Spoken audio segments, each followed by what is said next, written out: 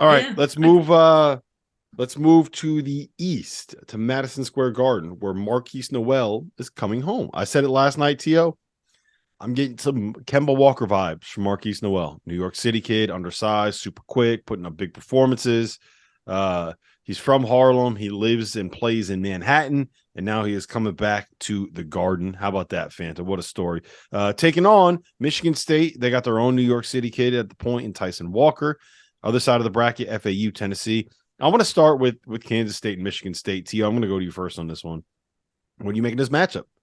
Great guards. This honestly, this might be the most intriguing point guard matchup that we have in the Sweet 16. Tyson Walker against Marquise Noel. I didn't think I'd be saying that 2 months ago, but man, both those kids have been awesome in this tournament. If you look at the matchup predictor on ESPN, it's 50.3 for Kansas State and 49.7 for Michigan State. Wow. It's going to be, it might be the best game in the Sweet 16, not named UConn and Arkansas.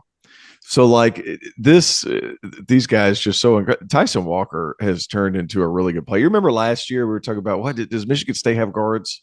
No longer the case. No longer the case. And they've all been there for a while. Jaden Akins has really improved too. He's kind of the unsung guy. He's done a nice job this year, just as far as kind of increasing his role, being a bigger part.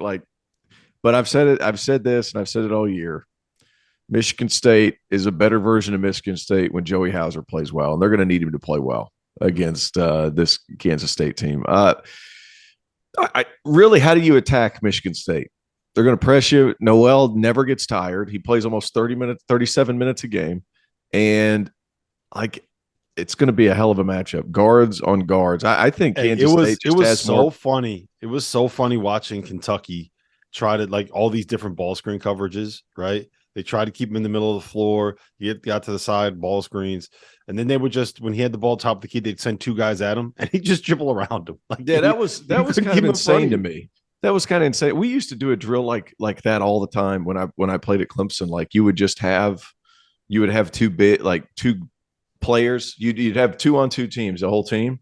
And then what it would teach you to do is attack the slower footed guy every time. Like there was such an easy thing to do. Like I was like, man, I'm not really sure I would have done that after going after such a small, fast person. But they were running out of issues. They were running out of options. Like it was insane. Yep. Banta. So I started to type last night because I was working on a region preview, and I started to type Tennessee wins the East Region. And then I thought, what about Kansas State? And guys, I just couldn't do it. I couldn't bet against Tom Izzo. Joey Hauser is the Brady Manick of this NCAA tournament. He stretches the floor for Michigan State. He gives them a different dimension. He's hitting his shots. He's playing confidently. I almost thought playing Marquette was a good thing for him. He won that redemption game. And Michigan State shut down Tyler Kolek.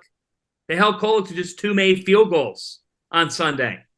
So why can't they limit Marquise Noel, who I think's been great, by the way? Kentucky played well enough to win on Sunday. They didn't have the best player on the floor, and it's what led them losing. They were up 60 to 56. Did you see what Tang said afterwards? What did he say? After the game, he said just because they're Kentucky now, we got players too, and tonight we had more dudes than them. I love that. Yeah, I love and that. particularly one who, when his team is down 60 to 56, Noel hits a cold-blooded three that had a hand in his face off the dribble. That changed it. Once he hit that shot, that was a signal of, this guy's not losing this game. Yep. He's just not losing this game. So they're going to need more of that, but I think that this is a situation where, like, Kansas State really needs Naquan Tomlin to play a big-time game to win this game, because Tomlin, his athleticism, explosiveness can give Michigan State problems. But if Hauser's knocking down shots and Walker's in the mode he's been in, and Akins, who's just gotten better and better and better. And Tom Izzo said it. I think the biggest key to this weekend for Michigan State, and Tom Izzo keeps kind of referencing this, what are they getting from Malik Hall?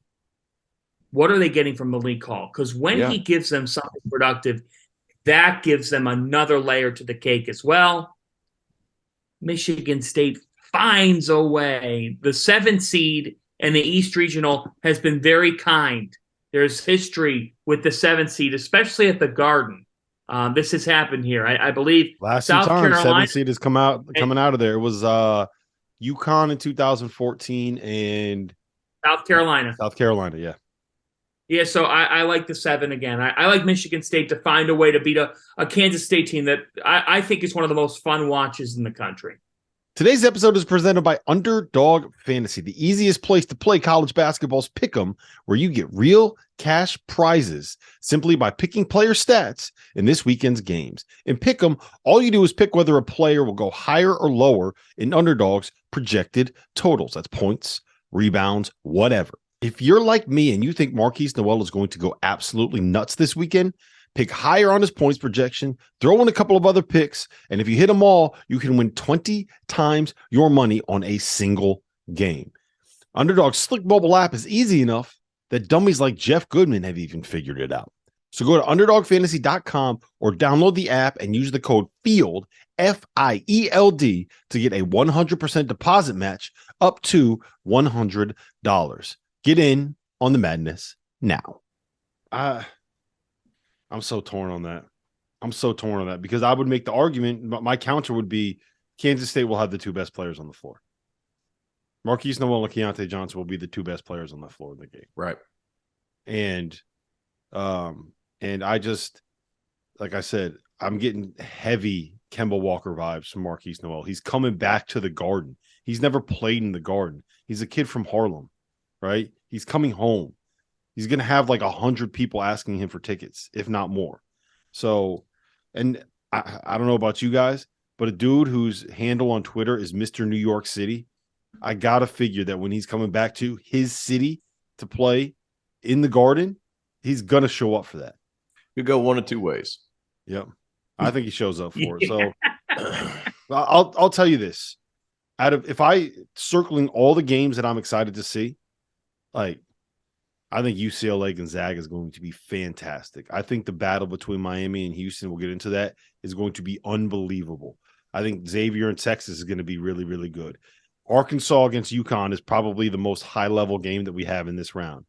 I don't know if there's a matchup that I'm like more excited to kind of see how it plays out than Kansas State taking on Michigan State. So for my money, T.O., whoever wins that game is going to win the East region, because I think Tennessee kind of handles Florida Atlantic. They just have a habit of overpowering these smaller conference schools that just don't have the level of due.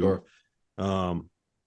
But where do you stand on this? Can Tennessee get out of the region? Can Florida Atlantic? Yeah, they can. Tennessee can't. Yeah, Tennessee can't get out of the region because they're huge. They're physical. You better bring, if Tennessee plays Michigan State, you better bring your hard hat, because like that game is going to be so physical. And here's the thing, like, I feel like I've harped on it all year. You guys remember at the beginning of the season, I was like, this Tennessee team can make a Final Four because they're so big and so physical. And I got lost on the wrong things. Like, God, they're not scoring. God, they don't have a guy. God, like, but they hang their hat on being this incredibly big, incredibly physical team that shrinks the floor for every opposing offense they play against.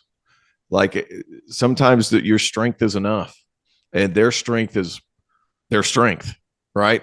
Their strength is their strength. So for them to be able to, I think they beat I don't think they just beat FAU. I think they put 2 in the hospital, and then whoever they play next, like, I would rather, no, I mean, I'm saying that facetiously, but like, no, I don't think you are. Guys, I've been on the Tennessee train. Like, I understand all that. Like, you got off the Tennessee train. I'm not. No.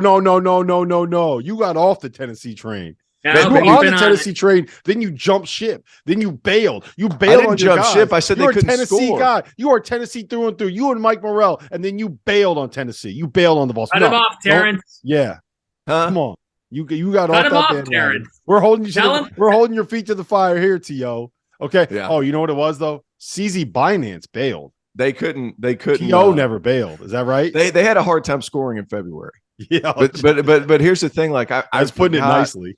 Yeah, but the strength of what they do is what wins in this part of the season. Yes. So like, I should have never fallen off, but the offense. The offense there has always been a problem, but for some reason, somebody shows up. If they can get, they just need one guy to explode, and it's going to be able to carry them to 65 points. Like that's the crazy part. If they score 65 points, they're beating everybody. That's exactly what it is. They need one guy.